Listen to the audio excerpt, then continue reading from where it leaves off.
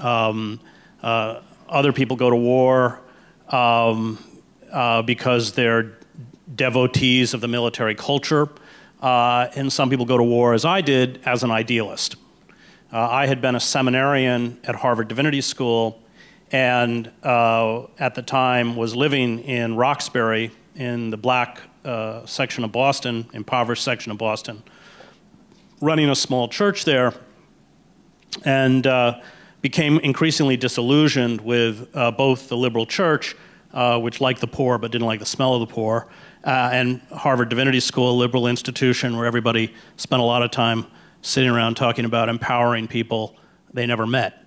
I left Divinity School largely because of a relationship. I had been a writer, and I had published my first piece in the Christian Science Monitor when I was in college, and but I had grown up in a very religious household. My father was a minister and an activist. He was in the civil rights movement, the anti-war movement, and the gay rights movement in the 70s, for which finally the church pushed him out.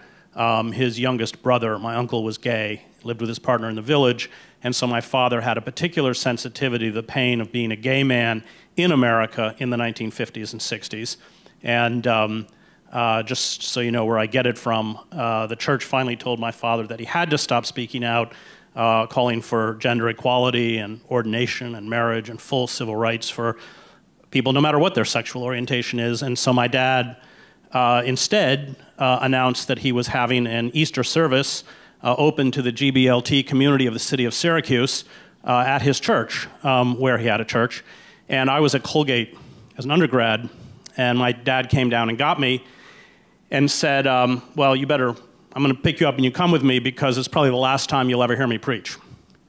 And when I walked into that room, it was a powerful message for me because even before the service started, people were weeping. People were holding hands and crying because, especially in the 70s, the church was not only inhospitable, but cruel. And my father got up in the pulpit and he said, marriage is a sacrament. Marriage is not a reward for being a heterosexual. And any church that refuses to honor the sacrament of marriage does not deserve to call itself Christian. And he was thrown out of the church. But that lesson of what it means to stand up for what's right, rather than talking about, and Dwayne alluded to that, but actually doing it, ended up being extremely important in my own career, which I'll get to at the end, because I understood that you're not rewarded for virtue.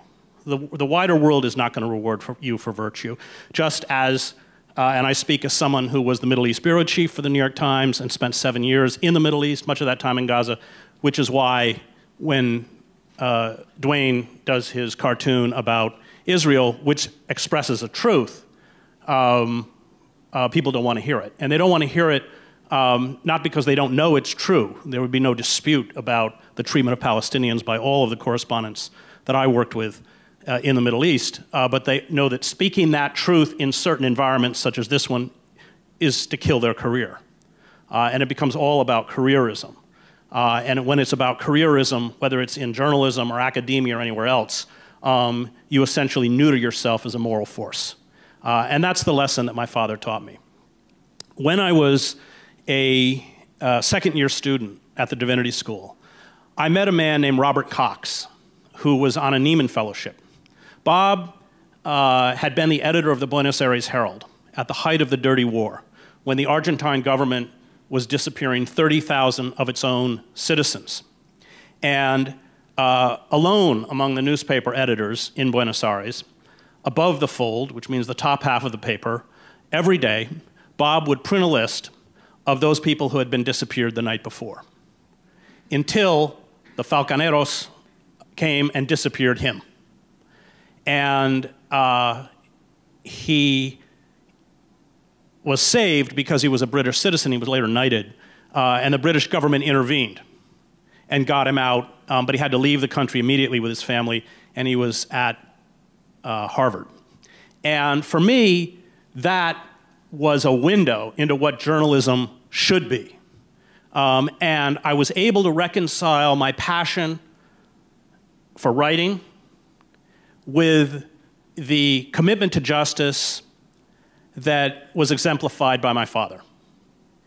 And because of Bob, I dropped out of school, or took a leave of absence, went to South America, studied Spanish with the Maryknoll Fathers in Cochabamba, Bolivia, at the Instituto de Idiomas, was a bum pretending to be a freelance journalist for many months, lived up in the tin mines in Bolivia in Siglo XX in a pension for 50 cents a night, where our morning shower was some miner holding a fire hose with the coldest damn water you ever felt in your life, and we would all be standing there with a towel and we'd be hosed off. Ended up going to Argentina, covering the Falkland War for National Public Radio. I did go back and finish my degree only because my mother was a professor and a seminary graduate. My dad was a seminary graduate, and they were apoplectic that what a divinity school degree was supposed to do for me. I have no idea. But I did go back and finish. And as soon as I finished, I turned around and went to the war in El Salvador. Now, when I got to El Salvador in the early 1980s, the death squads were killing between 800 and 1,000 people a month. We had the toque de queda, the curfew at night, which is when the death squads operated. Most of those death squads were either paramilitary forces that had relationships. We had 3 police forces in El Salvador, the Treasury Police, the Hacienda Police, and the National Police. And the death squads were either closely linked or interchangeable with these security organs. And the idea was to crush trade unionists, university students, intellectuals, artists. And I can remember the toque de queda would be lifted at 6 in the morning, and I would run. I would go out running 4 or 5 miles in the morning, and I would actually run past bodies that had been left on the side of the road. The press was detested by the part of the military government at the time. This was during the Reagan administration. We used to always work out of the Camino Royal Hotel in the center of San Salvador. And for a brief while, the death squads actually ran their own clandestine radio station. The rebels used to run theirs, called Radio Venceremos. And they used to call us the Piricuaco, which is slang, Central American slang for motherfucker. They would pick up these campesinos and kill them. And they would leave their bodies in the parking lot of the Camino Royal with notes on them saying, "You Piricuacos are next." These poor peasants were completely innocent of anything. It was just the use of their body as a form of delivering a message. Now, I did go to war in the early 80s in Latin America because I thought it was as close as my generation was going to come to fighting fascism. You had not only the junta in Argentina, you had Pinochet in Chile, you had Ríos Montt in Guatemala, and I would cover that war periodically, far more dangerous than El Salvador, because it was not receiving direct government support. Ríos Montt, in El Salvador, when they would go into a village and carry out a massacre, with a few exceptions like El Mazote, 27, 30 people would be killed. In Guatemala, 300 people would be killed. I lost friends in Central America, including 2 colleagues who were killed in Guatemala. Guatemala was a very dangerous place to cover. What happens in war is that whatever your motives for going into war, war itself, as the culture of war, the dynamics of war, has a way of infecting you no matter what drove you there, no matter how idealistic you were. And that revolves around the nature of combat itself. The first time that I was in a firefight where I almost got killed was in a small town called Suchitoto, where later a friend of mine, a photographer for Newsweek, would be shot through the back and die in 30 seconds. His last words were, "I've been hit," fell on the ground, he died. It's interesting that when you go into combat, right before you go into combat, and Suchitoto was a classic example of that. It was a town off of the main trunk hall highway. We would stop because at a certain point, as war photographers and war journalists, you know you're almost certainly going to get caught up in combat. This was, the rebels had surrounded the town and trapped a government government soldiers in a small garrison inside the town. And at the bridge on the road going up, all the photographers would get out of the car and smoke grass and get high. Because when you're in combat, the difference, as I never took drugs in war, there was a lot of drug use with the people I worked with, but as a print reporter, I fell into combat by accident. It didn't, especially since I didn't write for Rolling Stone. I wrote for the New York Times. So it wasn't going to be, look at me like Hemingway, I'm being shot at. There was no first-person narrative. I got almost nothing, except a lot of fear out of being caught in a firefight. But photographers have to stand up, and camera people have to stand up.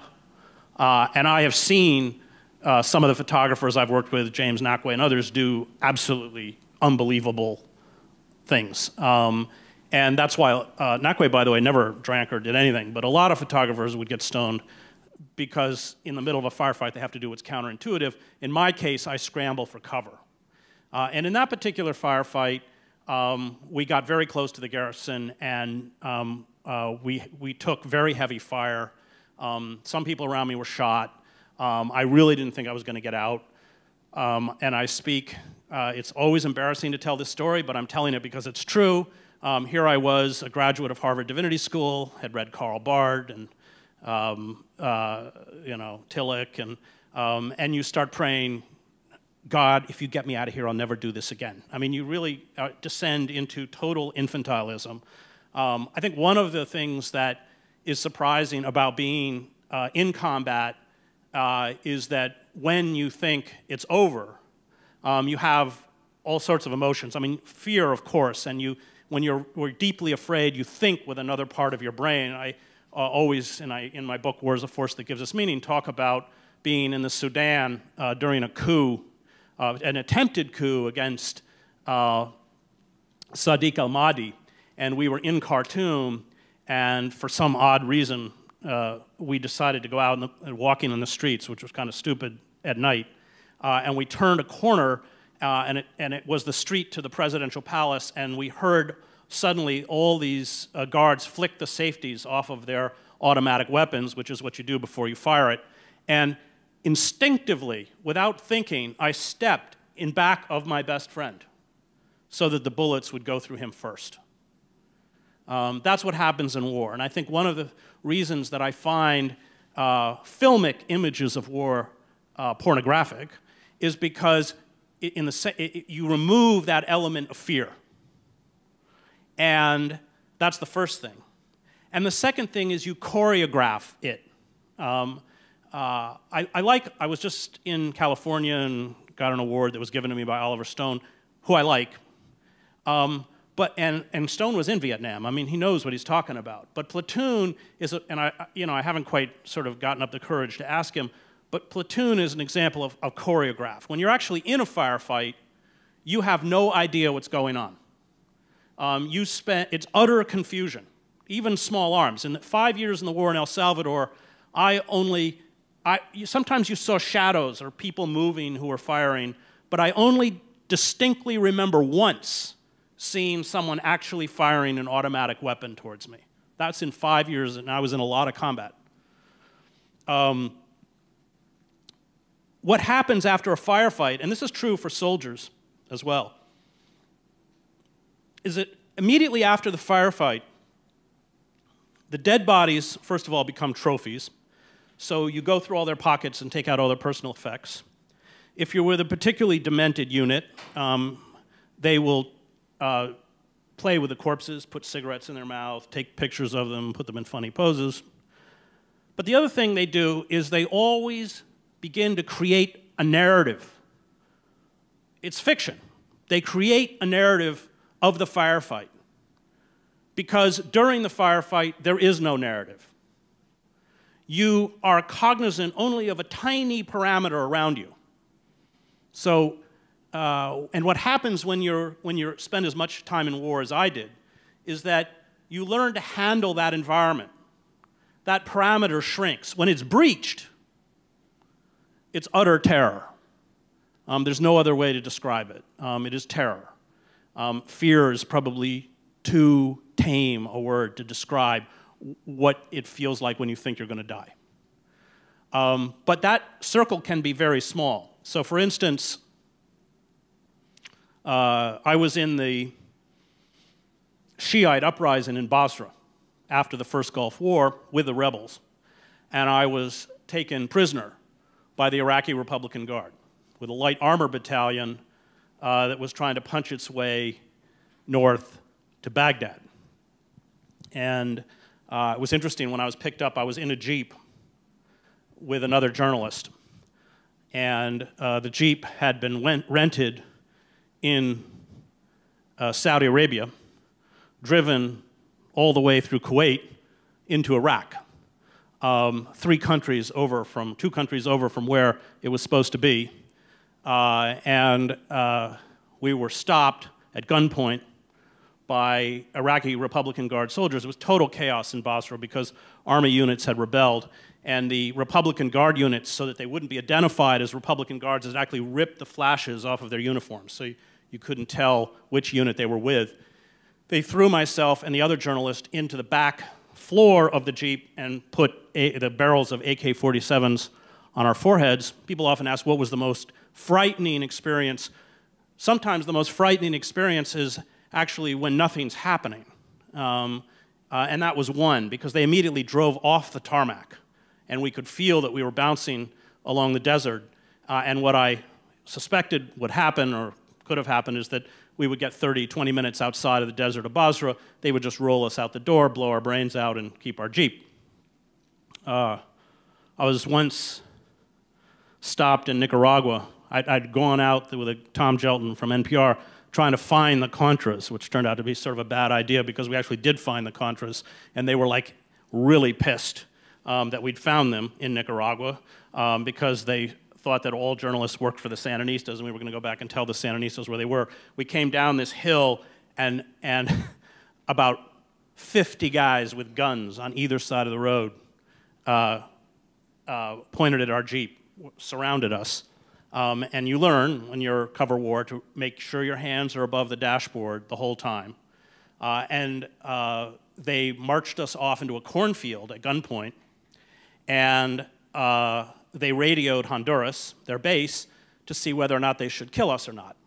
And I'm sitting there listening to the cicadas in this cornfield in Nicaragua, waiting for the radio to come back, which had my life sentence on it. It was probably about 20 or 30 minutes. It was, scary. And it came back and they said, no, tell the Piricuacos they can leave, but if they ever come back, we will kill them and we will burn their Jeep. And I thought, well, that's great. Just don't burn my Jeep. As if I could care, if they shoot me through the head, I could give a damn what happened to my Jeep.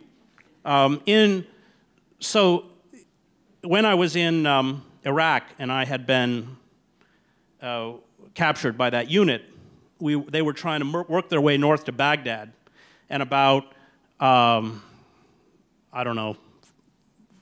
50 miles north of Basra, we were ambushed by rebels. And I remember the soldiers, the first thing they started shouting back and forth is, Askari, Askari, which is Arabic for army. Is it the army? Because they were worried that we were being ambushed by a renegade army unit that would know what they're doing, rather than 16-year-old Shiite kids who had just gotten a few boxes of free guns courtesy of the Islamic Republic of Iran. Fortunately for us, they were the kids, because anytime you hit a column, you use an RPG to blow up the back vehicle and the front vehicle so you're bottled up, which they didn't do. So we jumped out of the cars, obviously, once the gunfire started. It's cold. It was cold, and very cold at night in the desert. Raining. We're crawling through the mud. I had a pair of very expensive Zeiss sunglasses that fell out of my pocket. I rolled into a ditch. I looked up. I saw the sunglasses in the middle of the road, and I thought, I wonder. Well, I didn't go back and get them. But the first thing you do is you look up. I looked up on the wall behind me to see whether there were any bullets going in the wall, because that was the only way you can tell from which direction gunfire is coming. And there weren't any. And I relaxed. And I actually remember thinking at the time, you know, you should try and be scared. But that gives you an example of how tiny that perimeter is. So what happened, to go back to Suchitoto, is I got caught in that firefight. That perimeter was broken. I was really scared, really frightened, praying, you know, like a 3-year-old for Magic Jesus to come help me out. And I got out. And this, I think, is the dividing line between people who are sane and people who are insane. And most foreign or war correspondents are insane. And that is that by that evening in a bar in San Salvador, I thought this was the greatest cosmic joke going. That I had played with God, played with death, and I'd won. And that very much becomes the mentality and the attraction for those of us who, as I did, leapt from war to war to war. And it's a sickness. It's an addiction. If you've seen The Hurt Locker, not in love with the movie, but it opens with a quote from War is a Force That Gives Us Meaning that says, war is a drug. And they don't finish the sentence, but the rest of the sentence is, one I imbibed for many years. Soldiers and Marines call it a combat high, and it's real. And what it is you are like a moth who constantly sees how close you can get to that flame.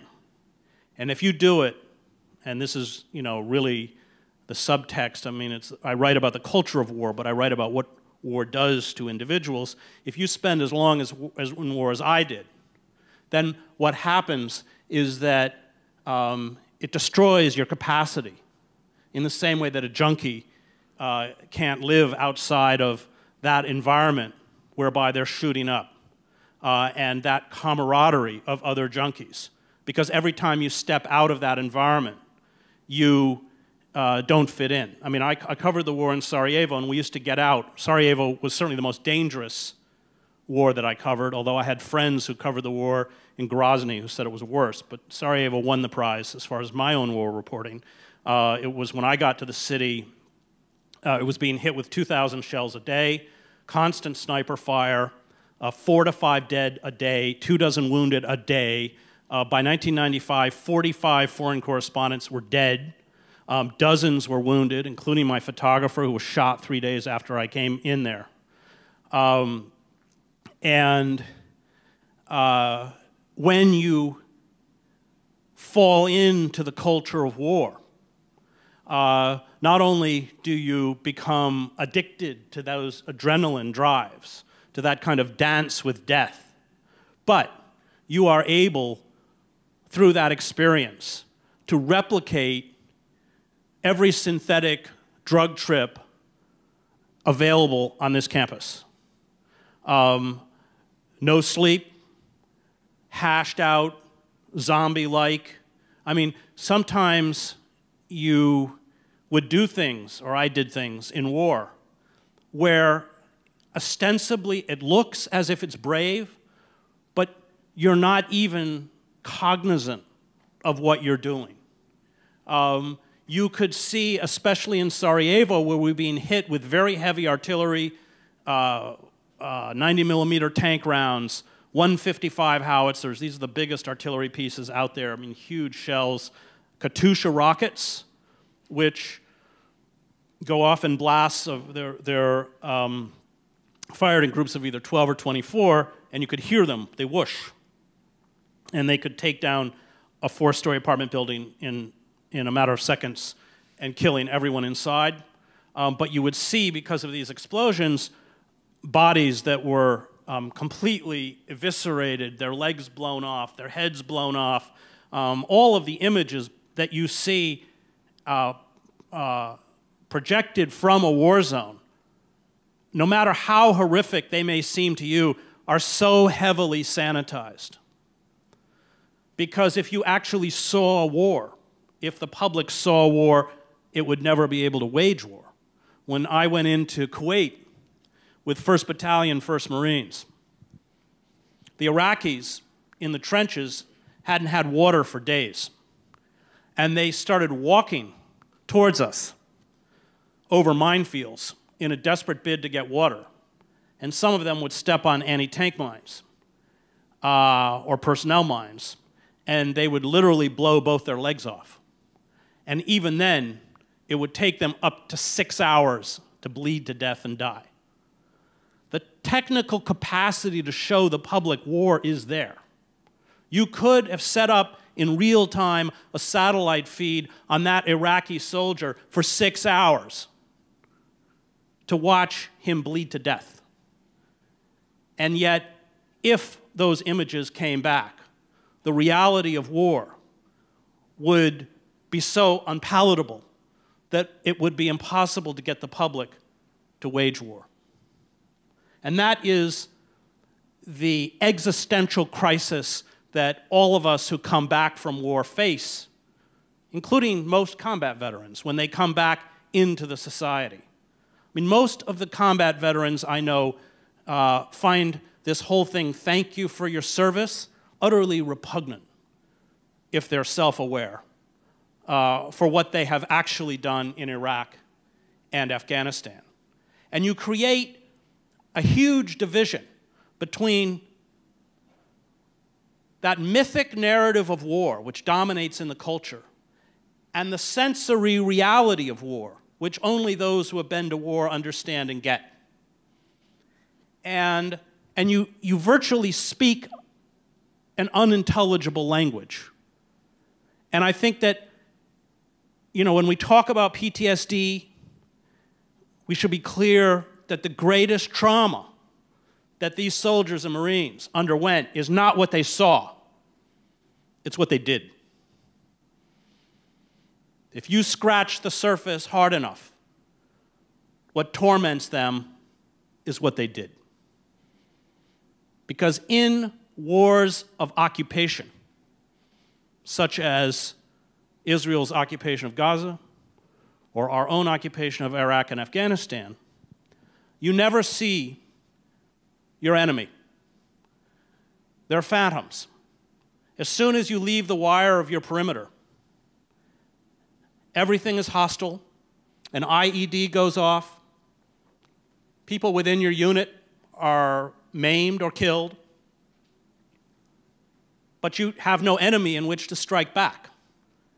If you are fired upon, it will be a brief burst of fire, and then before concentrated or suppressing fire, and certainly air power can be brought to bear, these groups will disappear back into the woodwork.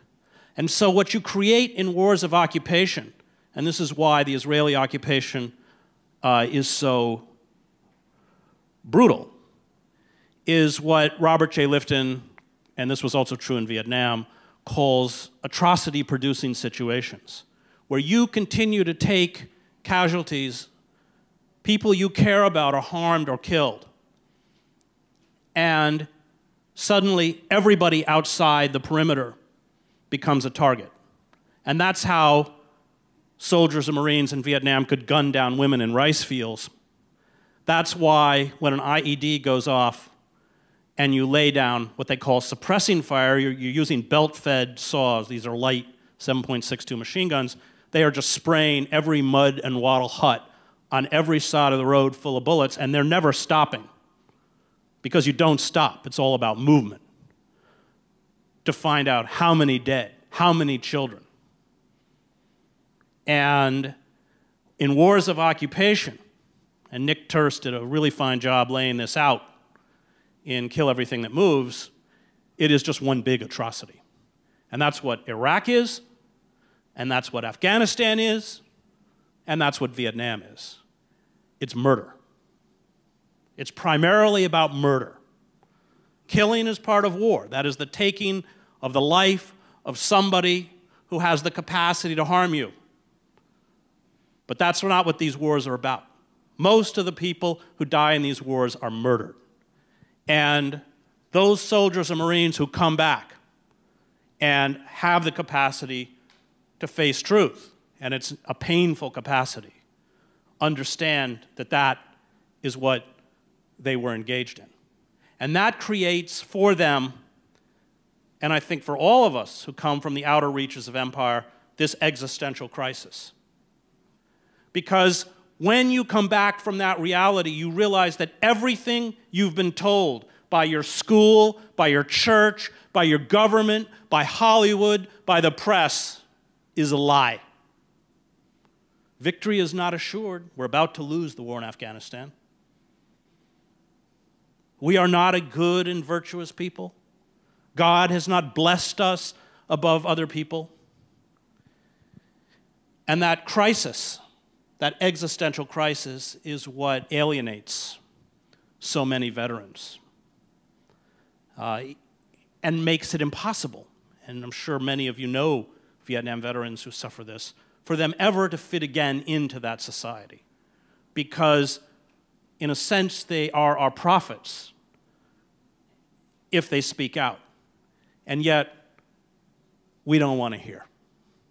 That's what you find when you come back, that people don't really want to hear. Because it isn't just about the reality of war. It is about exposing within us our own capacity for atrocity and evil. And that shatters the mythic image we have of ourselves, both as individuals and as a nation. And this is a battle that has been fought for generations by veteran after veteran after veteran. And it is a battle that it is almost impossible to win because the weight of propaganda, which is, after all, designed to make us feel powerful. You looked at the inception of the Iraq War, and what were all the discussions? It was interviews with retired colonels who talked about the capacity of our cruise missiles, not what those bodies would look like on the other end, but how far it could shoot, what its explosive power was. And that made us feel, by extension, powerful as well. Right after 9/11, I was in New York, and nationalism is a disease. It's one I've seen in country after country. Up and down the streets of New York, people had flags flying, holding flags out the windows of their car. My son, who was 10 at the time, said, "Daddy, what's the difference between people who have small flags and people who have big flags?" And I said, "Well, the people with the big flags are the really big assholes." I saw it in Argentina, in Serbia. It's all the same disease. And it is a disease that those of us who care about justice and who care about truth and who care about explaining to those who live within the heart of empire what empire does in their name, in some ways can never win. And yet, I think you find among so many who struggle to come back and speak the truth, this kind of almost messianic zeal to purge themselves of the demons within, the demons that they carry. And so that's why I think today what you're doing is important. It's why I admire Duane's work as much as I do. Speaking this truth is difficult. It doesn't make you any friends, but ultimately, if that truth can penetrate, it does make us better and more compassionate human beings.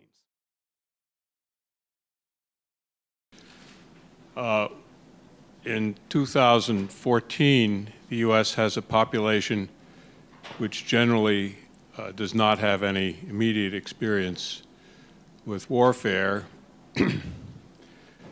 Between 1865 and 95, between 1945, say, and 75, we did have a population that had direct experience with warfare. And I'm wondering what you might imagine the consequences of those historical differences would be? If they'd had a draft, we would have never fought these wars, because all these kids getting killed are poor, and that's the way it's designed. Yeah, that and the creation of mercenary forces, mercenary armies, many of whom are not even American citizens. And that limits the trauma and the experience of war to the most disempowered segment of the population on purpose. Can I add something to that real quick? One thing, too, that's different now than how it used to be is that the arts community is not involved in the conversation as much as it used to be. Say you want to understand the Second World War, the labor movement. There were novels, there were paintings, there were artists who were brought to the table to discuss these matters in a different way that wasn't just the straight society way. The way I describe what I do and what artists do, artists create their work in private. And when you're in private, your ability to be honest is greater than just devising what you think in public is. For example, if you have an itchy ass and you're sitting at home alone, you're going to scratch your ass immediately. If you're in public and you have an itchy ass, you're not going to directly scratch your ass. You're going to figure out a way, a wall to rub up against or a way to sit, And so as an artist, it's harder to bullshit because you're sitting in a room and you're just doing, you owe it to the work you're creating to be honest. Nowadays, particularly with 9/11, where's the catch-22 for now? Where's the armies of the night for now? There's just a different way of talking about war now that doesn't involve a philosophical approach, a way that artists approach it, the humanitarian way of approaching something. And I think that that's what's lacking also nowadays. Bearing in mind the description from Mr. Hedges of, the phenomenon that occurs after returning from war and, the realization of mendacity from on high, if you will, have you discerned anything of a different reception of your work from people who have experienced those things as opposed to people who have not? Yes. Yeah.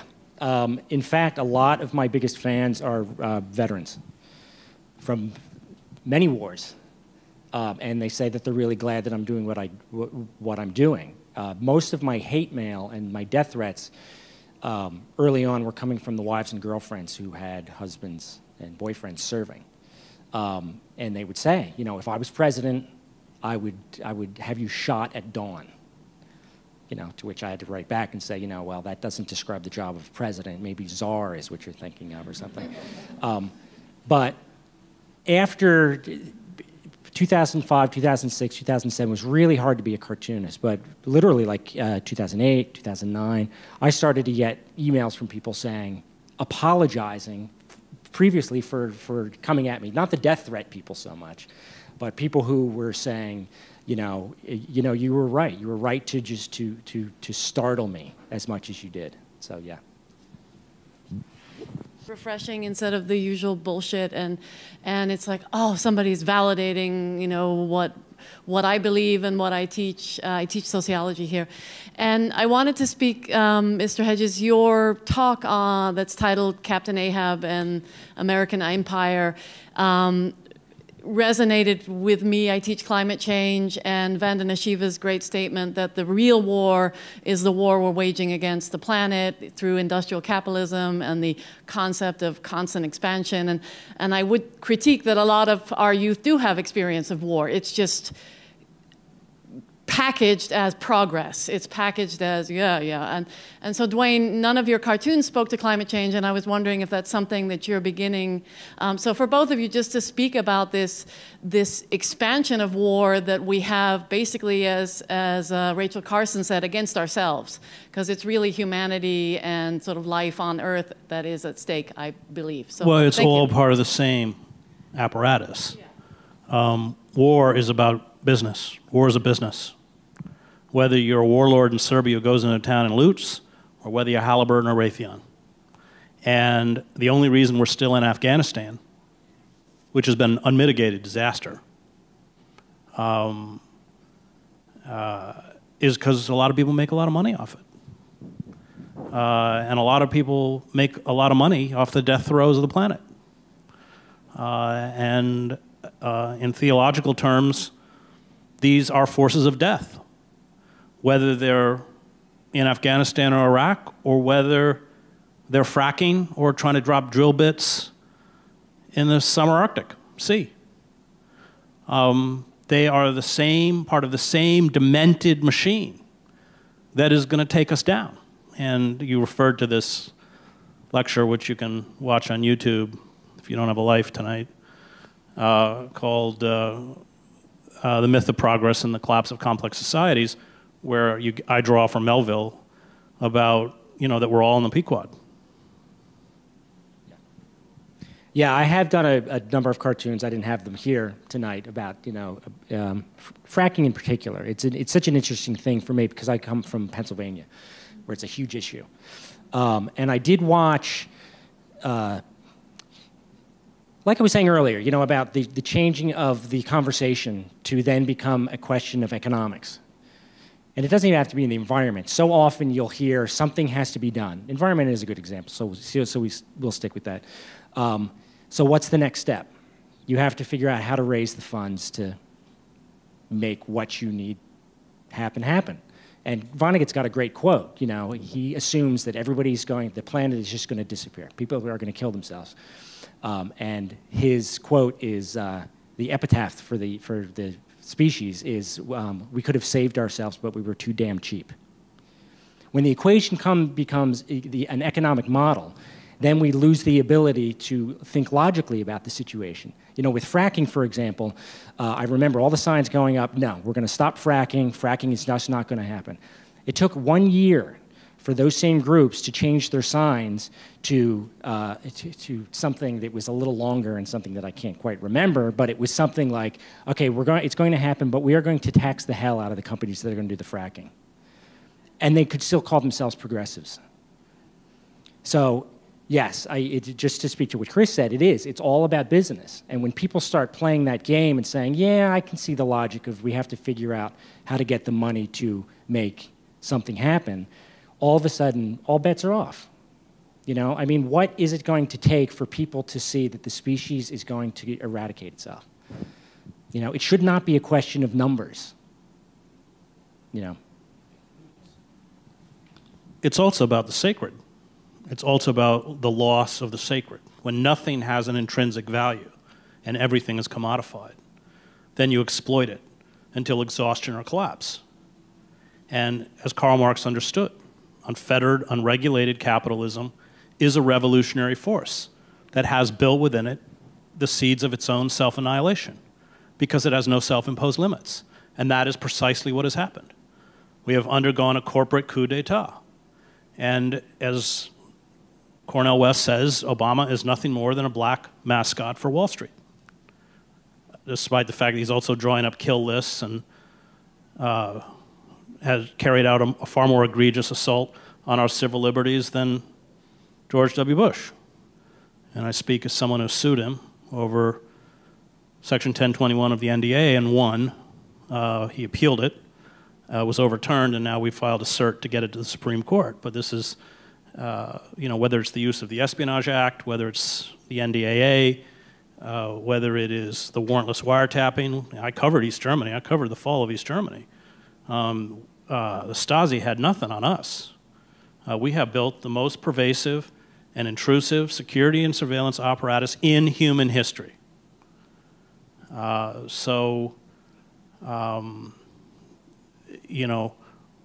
We are either going to step outside, and Dwayne's cartoon on the chessboard showed this, we are either going to step off the board or they're going to kill us.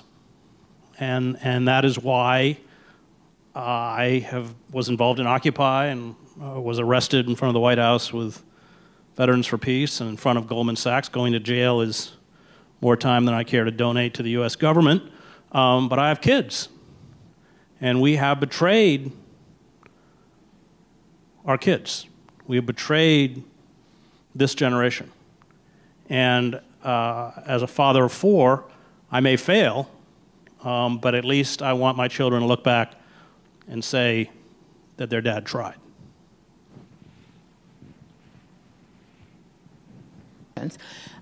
But how then do we somehow get the message of the realities of war out to people? You can do it through these kinds of forums, you can do it through your art, but how do we keep getting that message out when we're not really supposed to ask veterans for the truth?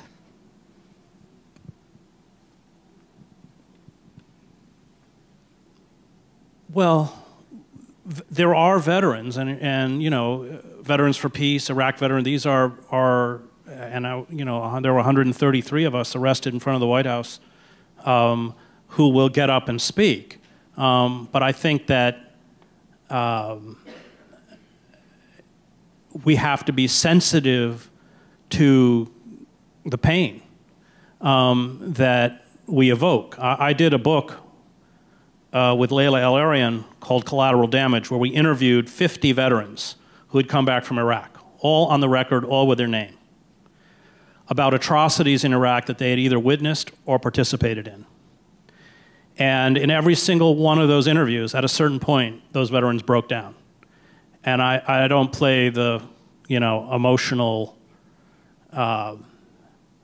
pornography of television. I mean, at that point, the tape recorder was turned off.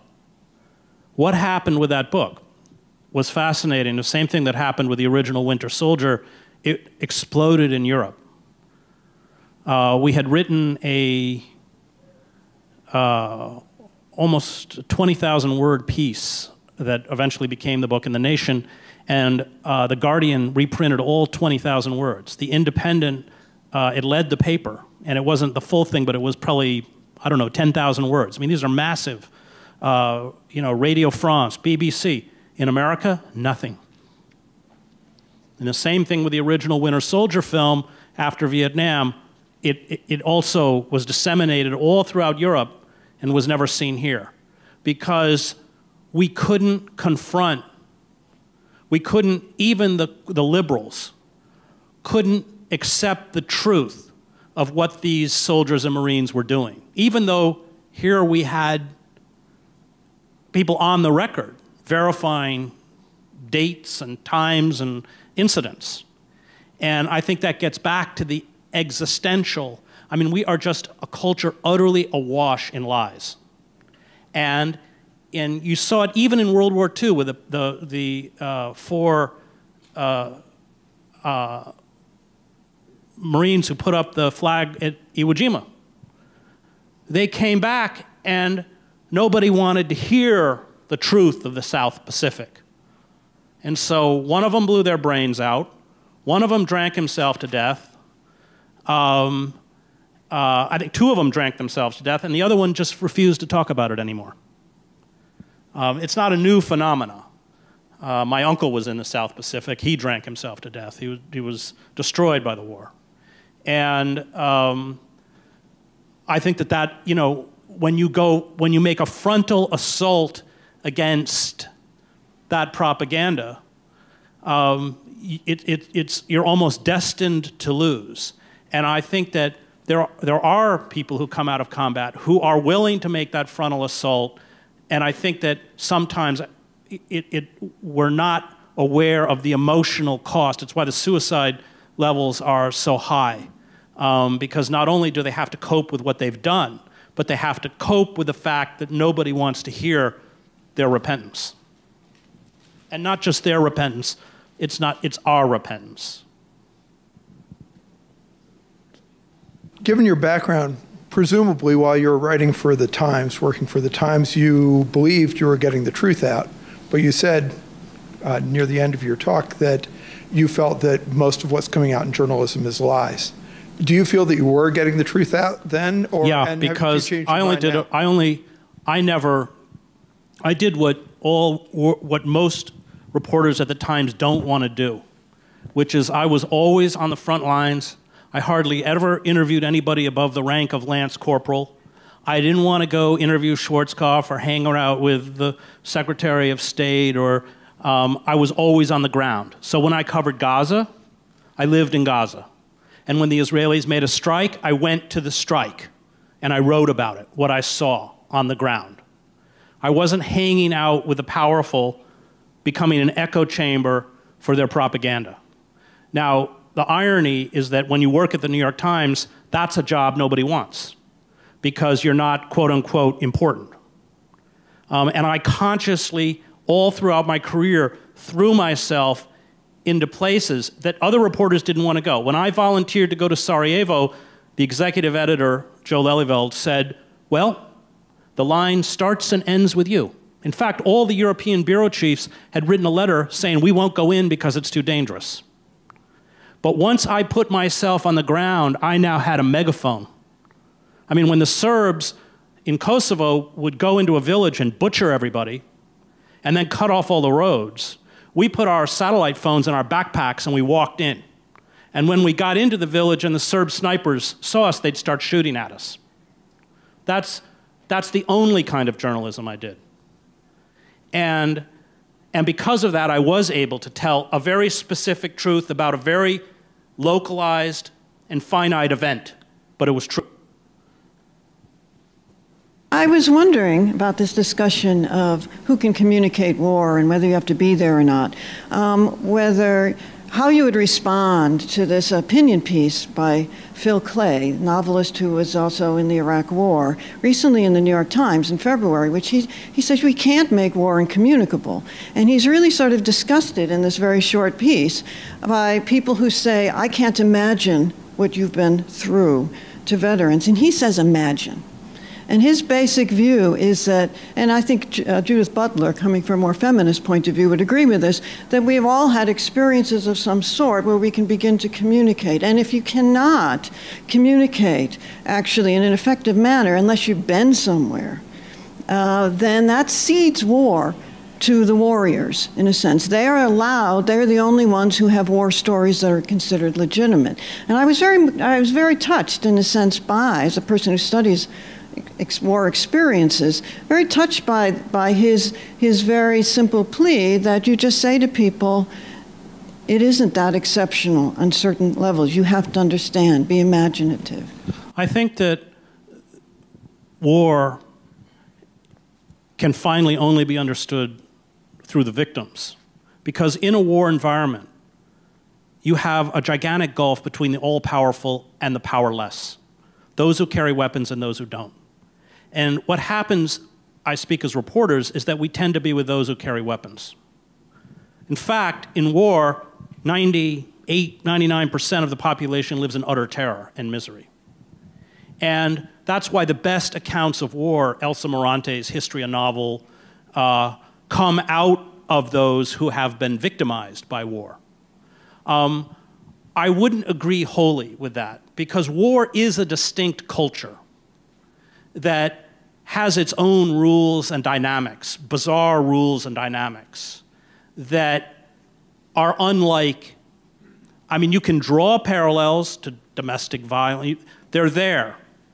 But I think that war is about the extermination of every living system around it, not just human beings.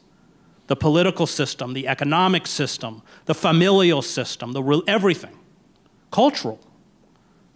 And in that sense, it is unlike, in its totality, anything that we experience in peacetime.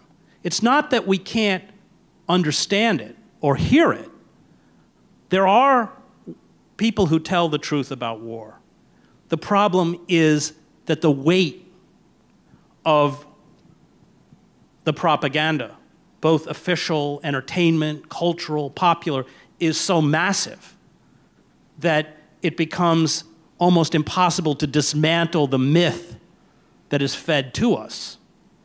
And I think that, you know, after the Civil War, when you didn't have this system of mass propaganda, veterans came back to these small towns and spoke. And that's why from 1865 until the Spanish-American War, we virtually didn't have a military, because people were able to be cognizant. And that gets the whole, you know, rise of the Committee for Public Information, the Creel Commission, and modern mass propaganda, and all of that stuff, which of course we have suffered from.